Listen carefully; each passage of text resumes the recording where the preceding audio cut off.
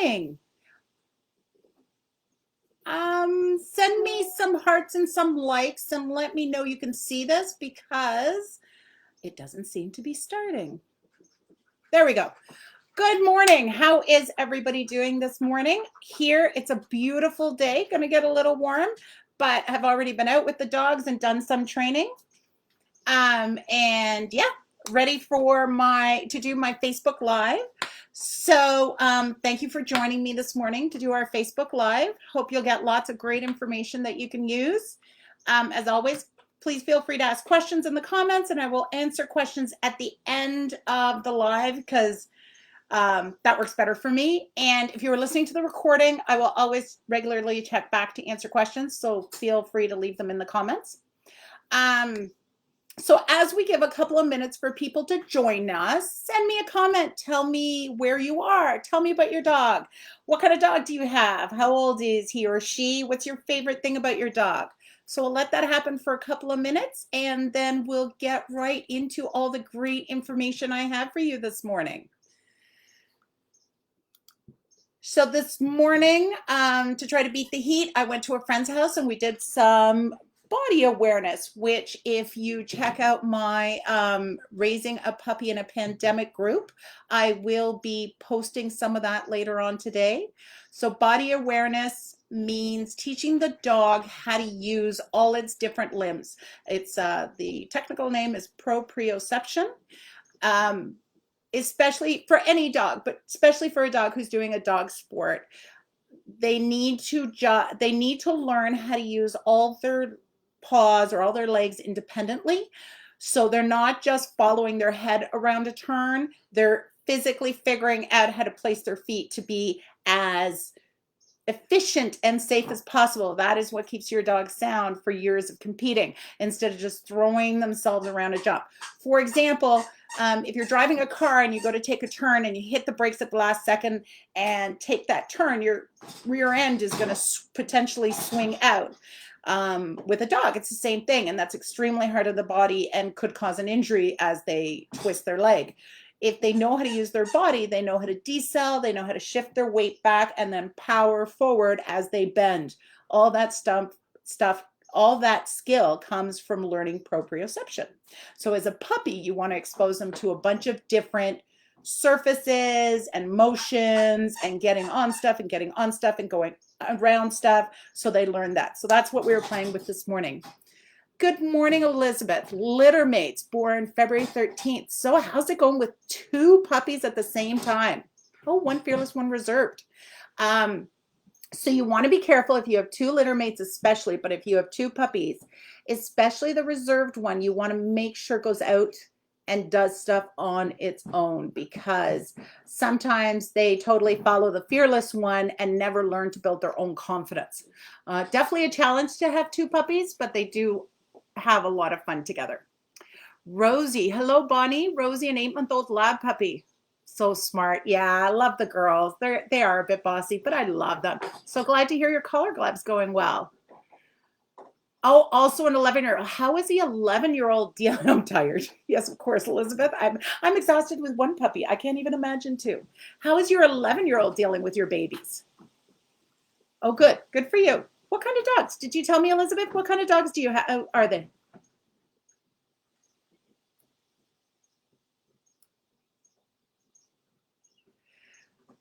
Okay. I'll see if anybody else wants to tell us about their dogs. What do you mean?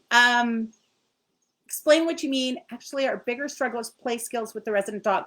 So you mean trying to teach your 11-year-old to play with your puppies?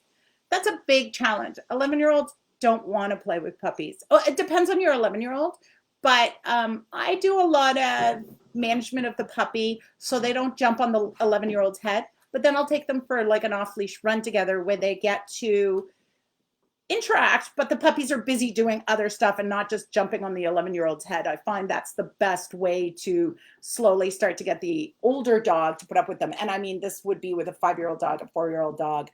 Some adult dogs love to play with puppies, and some are like, oh my, you're a pain in my butt and I hate you.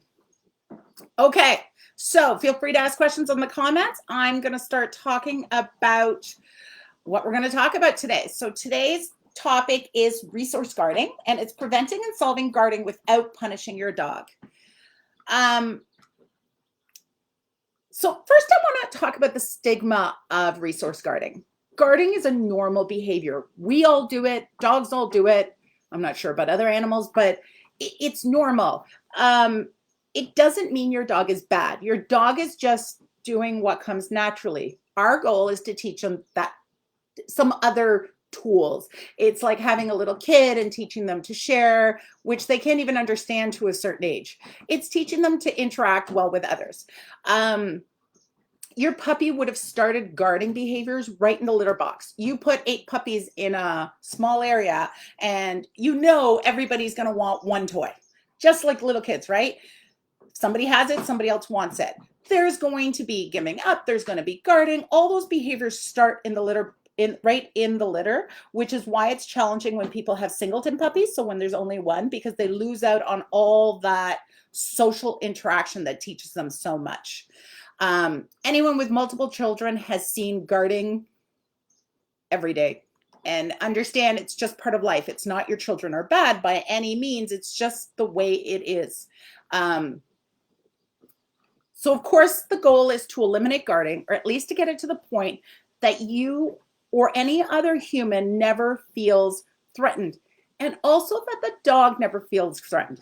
Because guarding, like most aggression, is fear-based. It's scarcity. It's fear there won't be enough.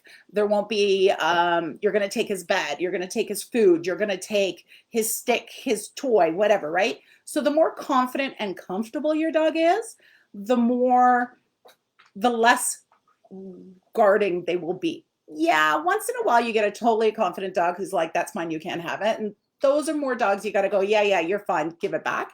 But most dogs you see, especially ones that have a real problem, they're fearful dogs who are nervous and uncomfortable.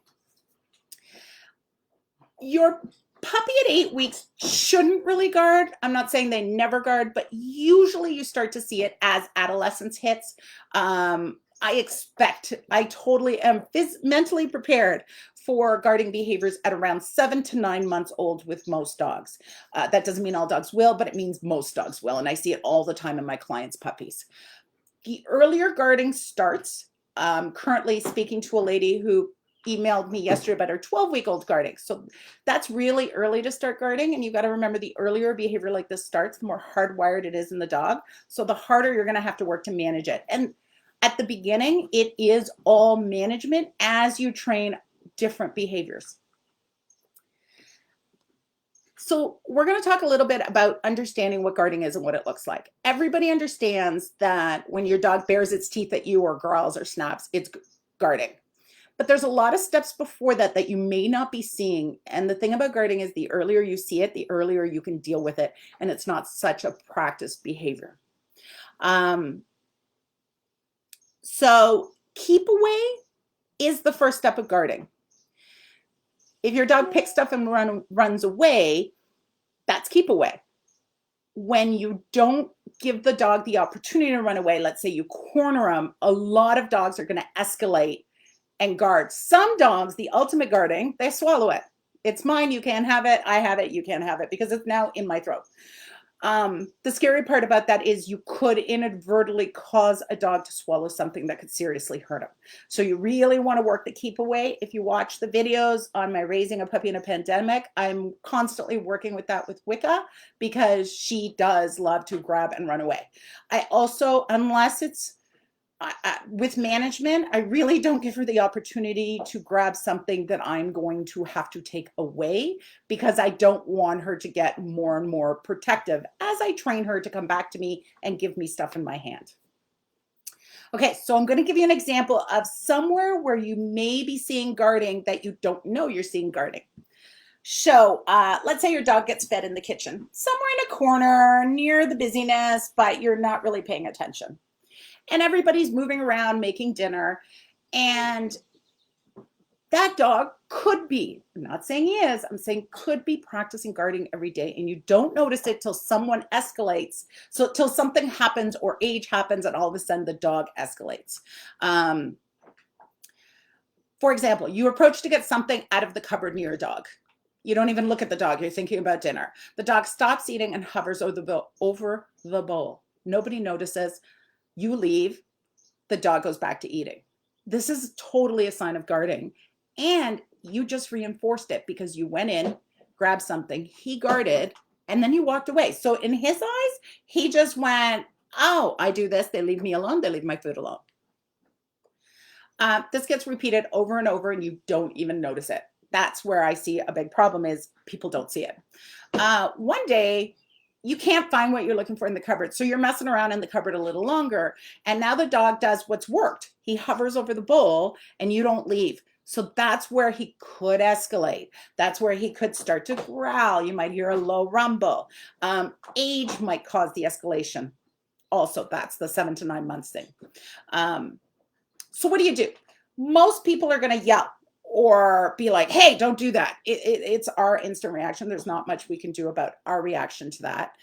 But you've got a fearful dog who's guarding his food, and now you're yelling at him. So now he's going to become more fearful. So you talk to friends, you look on the internet, you look for information, and you get a lot of, your dog is being dominant. You have to teach him who's boss. You have to start taking away his food because that's what you should do as his master. And you don't want that, right? We want the best. We want well-behaved, happy, comfortable dogs. So you start trying to take away your dog's food. This quickly escalates to a dog who is now seriously guarding. Like you walk 5 feet away from the bowl and they're like full out growling, baring teeth, the whole bit. So I see this more than I'd like to see. I don't understand the concept of taking things away to teach your dog that it is safe for you to take away. It's counterintuitive. I always think of my husband eating dinner. Every day you come over and take his dinner plate and then give it back. I would imagine within a few days, he's going to get very annoyed and eventually angry and nervous. Like he's going to be waiting for you to show up because you're going to make him uncomfortable. Now, let's look at the other side of this, something else and how I work through reactivity or resource guarding. Every time you approach his plate, you hand him a beer. You don't touch his food. You just hand him a beer. Pretty soon, what's going to start happening is he's going to start anticipating you coming. That means you're going to walk into the room and he's going to stop eating and look at you and go, hey, how are you? Where's my beer? Right? So that to me is a much better way to build confidence in your dog and confidence in you so you can eventually take away his food. So I work really hard as I don't battle aggression. I don't go in full force and fight with the dog. I go around the back door and teach the dog how to be totally comfortable letting me take his food. If you have a dog that when you approach stops eating, not because they're worried, but because they're like, hey, when you approach, you have great things happening. So they right away sit back up and you can take their food away if you ever need to. The more you play this outside and all over, guarding becomes a non-issue. Right now with Wicca, I'm to the stage of when she grabs something, she runs around the yard for a few minutes, and then she usually lies down and I walk up. Sometimes I can get all the way to her. Sometimes I see that look in her eyes before I'm like 5-10 feet away still. So most of the time when I'm approaching, I throw cookies at her head. So she's like, oh, she throws cookies when she comes. I get there, I give her a cookie, I turn around and I walk away. I don't touch the things she has. She's in the yard. She has sticks, she has pine cones, she has clumps of grass. Nothing that's going to hurt her, nothing that I'm really worried about. But the day I need to take something away, she does let me approach and I can just pick it up and walk away. So that's just one of the games I play. I am always with my puppies. I am always watching for any signs that there's a problem that needs to be addressed. So any signs you see of guarding are freezing. Let's say your dog is lying on the bed and you notice as your kid walks by the dog kind of tenses every time. That's a sign. I had a dog who guarded my fridge for a while. So not from the people, but from the other dogs in the house. Anytime she would lie in front of the fridge, and I noticed it because she would always lie in front of the fridge, usually when we weren't in the kitchen, because when we were in the kitchen, we'd constantly have to move her, right? But she started to, when we were watching TV at night, you'd come into the kitchen and she'd be lying on top of in front of the fridge. And then I started paying attention that anytime a dog, she'd be asleep, but anytime a dog would come into the kitchen, she'd sit up and kind of watch. That was totally guarding.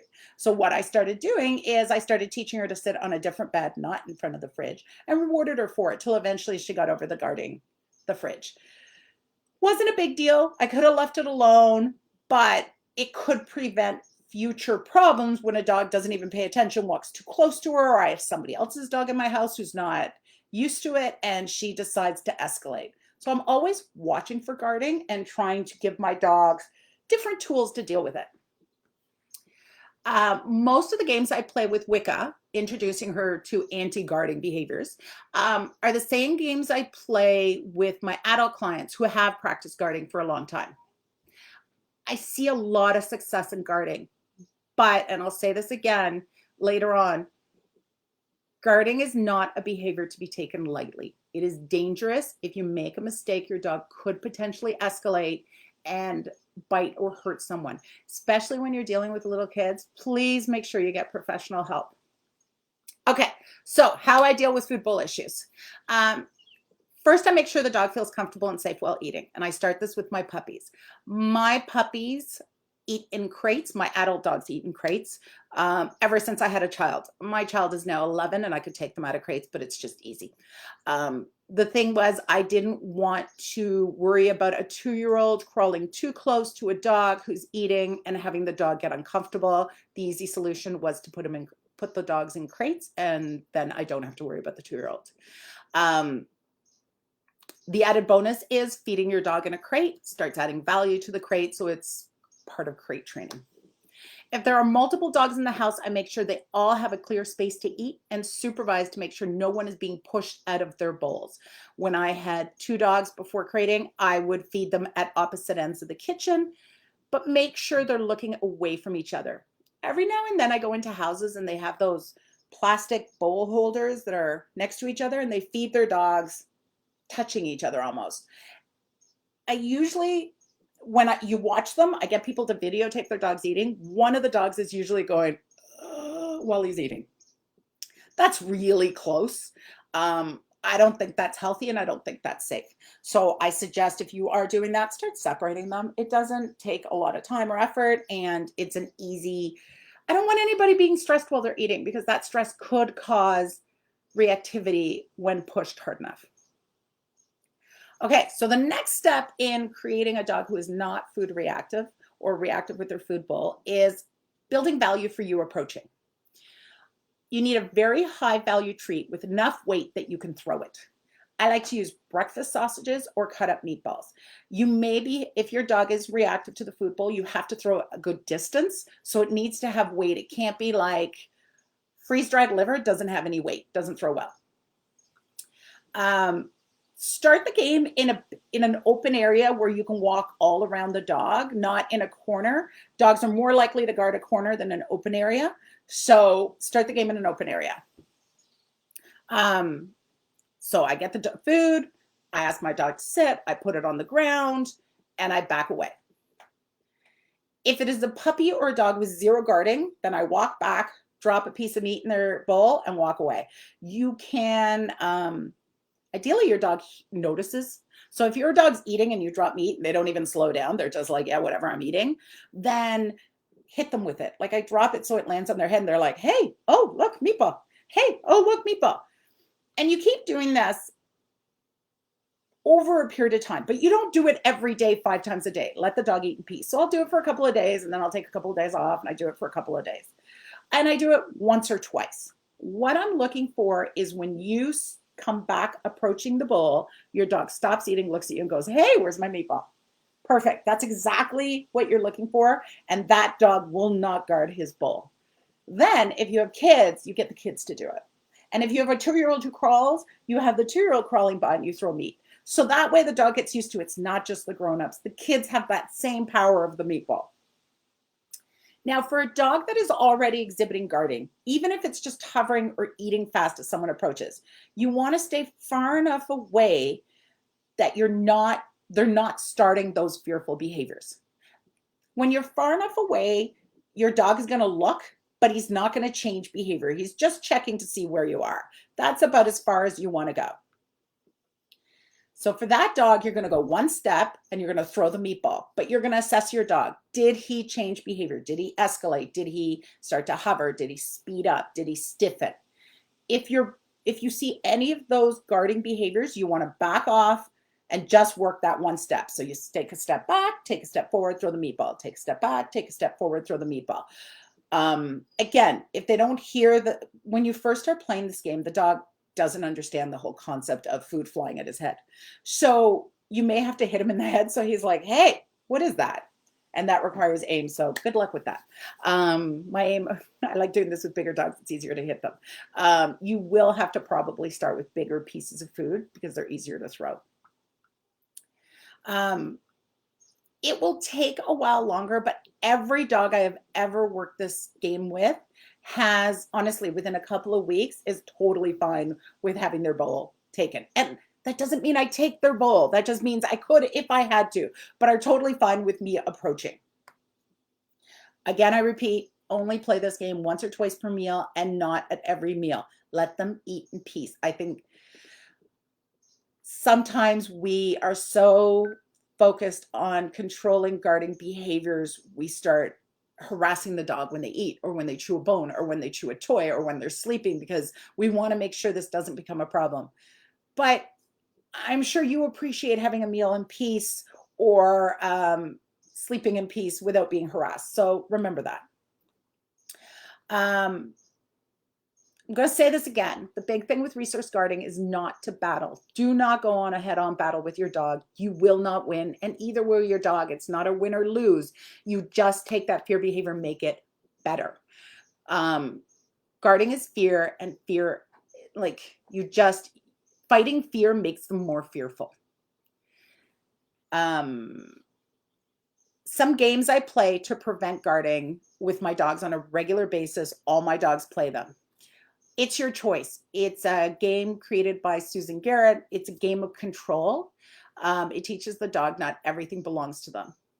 This is the first step in my dog's understanding me being able to give a cue when they're a foot away from a toy, being able to say sit while they're eating and then being able to do that. So all those behaviors, the dog's not guarding. So if you have good, it's your choice, your chances of getting guarding behavior happen much less. I honestly haven't seen guarding behaviors in my dogs. On my last dog, one day he was guarding a bone. I went out in the yard, they had bones. I went out in the yard to do something and I saw him stiffen. And then right away I went in, grabbed my meatballs and we did the meatball game, walking towards him, throwing meatballs. And he was like, huh, oh yeah, I remember that. And then that was it. He never did it again. I tried to get him to do it again because I wanted to videotape it. It was beautiful to show. But he was like, once I'd done it once, there was enough history in his life of having these games that he was like, oh yeah, I remember how this works. And he was fine. Retrieving is another anti-guarding game. Retrieving is the opposite of playing keep away. If your dog will pick up a toy and bring it back to you, he practices over and over and over bringing stuff to you. So then the day I teach dogs to bring stuff to hand, I've started that on the puppy videos. So if your dog picks something up and you stick out your hand and he brings it to hand, well, there is no guarding. A lot of times guarding starts when we lose our mind. I had a client with Nova Scotia Duck Toller, and the dog was perfectly fine with having bones moved or whatever, guarded Kleenex. That was totally a case of the woman didn't care when he had a bone. The woman lost her mind when he grabbed a Kleenex. So then he was like, this must be something of value. Here, let me guard it. Crate games. Crate games teaches, again, the dog self-control. I throw food in. This is the first step on them understanding how to lie in a bed and stay there. Prevents all bed guarding because I am constantly rewarding them for lying in a bed, lying in a crate. So that one's that one. And collar grab game prevents keep away. The more you play collar grab, the more your dog's comfortable with you approaching. The top level collar grab is when your dog's doing something and you approach, he stops what he's doing and comes towards you, which is, again, the complete opposite of guarding. So those are some of the games I play with my puppies and my clients' puppies or adult dogs to prevent guarding from ever taking hold. So I'm going to look at the comments and see if you've got any questions for me to answer.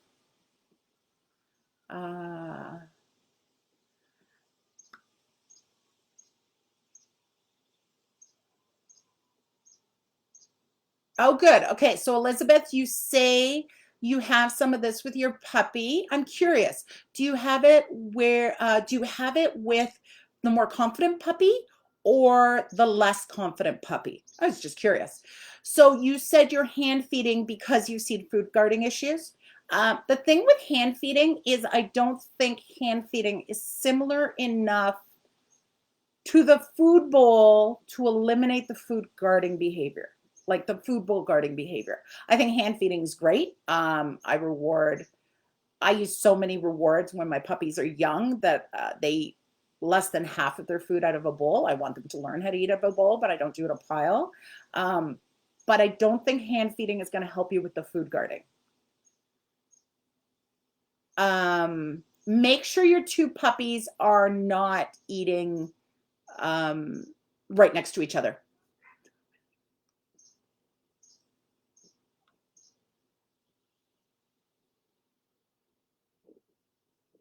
Oh, okay. So the one who's less confident, yeah. The more fearful one, the one who isn't, yeah. That's. I'm always curious how dogs behave, right? Yeah. Oh, they aren't using a food bowl because they were scarfing it. Okay, so for fast eating dogs, I put water in my food, and even though I have one dog who eats, I have one dog who's always eating slow and eats like one kibble at a time. But my other dog eats fast. But when you put water in their food, I find right away they have to slow down. But if not, hockey pucks in their food bowl, a slow feeder, stuff like that will help slow your dog down. Yeah, some dogs eat fast. I don't know. So most puppy litters are fed in a communal bowl. I think that causes some dogs to start guarding right from the beginning. And I do know litters where their breeders had to split them up because there was actual fighting within the puppies. But I find they start guarding right from the litter, so they learn to eat as fast as they can. Though most breeders overfeed, so it's not like they ever run out of food. But I think being that close together, some dogs are like, I need to eat real quick. So yeah, make sure they're separate so they have their own space. They don't feel at all crowded. And put water in their food bowl and see how it goes. I just put water, and then you can't drink water fast. It's impossible. Okay, so hopefully this talk has given you some ideas on games to play with your puppy to prevent guarding, or given you some clarity into an existing guarding situation with an adult dog. Let me say this again. Resource guarding is a dangerous behavior, or potentially dangerous behavior. You could end up seriously injured, or worse, someone else, your kids, your neighbors, your grandchild, could become an unwilling victim to your dog's guarding behavior. Yes, for a dog, this is natural. I am not saying you have a bad dog, I'm saying you have a dog, but guarding is serious and is potentially dangerous. And it's one of those training problems where you must get professional help. If you're worried at all, I've met people who are, oh, I'm scared of my dog. You can't be scared of your dog. You have to be able to, when necessary, take your dog by the collar and move him or whatever. And if you're scared, if you grab your dog, he's going to bite you. That's so dangerous. You need to be able to have that control. So make sure you get professional help. This could be with me. I do online coaching. Could be with a local dog trainer. Could be sending your dog away for training. The bottom line is, if you are experiencing guarding issues, seek professional help now. Don't put it off. It'll only get worse. If you have any questions, please leave them in the comment section. I will look at the comment section again before I sign off. If you need specific feedback on your own situation with your dog, don't be afraid to send me a message. Reaching out for a quick chat is 100% free, and I can let you know what I think your next step should be.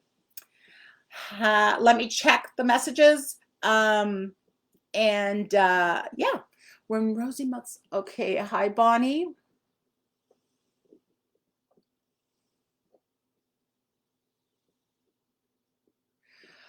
When Rosie mouths off, she wants something. Totally agree with you. Here's the thing. You can't always ignore barking because our brain explodes. So, a lot of times what I do with dogs that bark is I do this. Oh, you're barking at me. That means you want to go in your crate, right? And you take them and you put them in their crate. You give them a cookie for going in their crate every time. So I'm happy. I'm calm. It is not a punishment. I act like we're always guessing what our dogs want.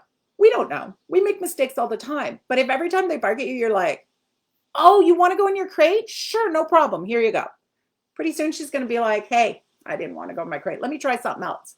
So, as much as possible, I think we talked about this before. Try to figure out if it's worse, let's say, at the witching hour, which is usually at dusk. Then try to manage that. But if it's happening all the time, because if I remember correctly, Rosie's a lab. Some labs have a lot of barking in their lines, and this can become a huge issue where they're constantly barking at you. So you're totally right. You don't want to pay attention to her, but ignoring is not always possible. So that's when I use, oh, you want to go in your crate? And I walk over and put them in their crate. This is the downside to that. If your dog doesn't have good crate skills, meaning it's a fight to get her in her crate, this will not work because then you're paying attention because you're going to have to fight with her to get in her crate. Can you put her outside? Can you ignore her if she's outside? Depends if you have neighbors. If she won't eat stuff, put her in a separate room. Like, go to the bathroom, close the door. Go to your bedroom, close the door. And be like, yeah, when you're quiet, I'll come back out. So you have to find a way to not give her the attention. Okay, Elizabeth. I know. I know. Dogs are so funny. The things they guard. I have had not Wicca, but my middle border collie who's 5. He has guarded a stick in the forest. When he's overtired, let's say we went for a walk once. He's better now, but he's 5. But when he was like a year and a half and he was at full blown guarding, we went for a walk in the forest with friends and we were gone a long time. So it was like an hour and a half and he was tired. And all of a sudden he sat down on the trail and we're in a forest. So there's sticks everywhere. He sat down on a trail with a stick and one of the dogs walked within 5 feet and he was like, bah! We're like, it's a stick. Guarding is not logical. Guarding is just, he's that dog. He is a little worried. He is a little paranoid. He's that dog. So yeah, you can't put logic. It's just the way it is. Oh, thank you so much, Elizabeth. I'm so glad you're enjoying these lives. Okay, guys, that's all for now. I will check back and answer any questions. Have a wonderful weekend, and we will be back I will be back next week, Friday morning at 10 a.m. Have a great weekend.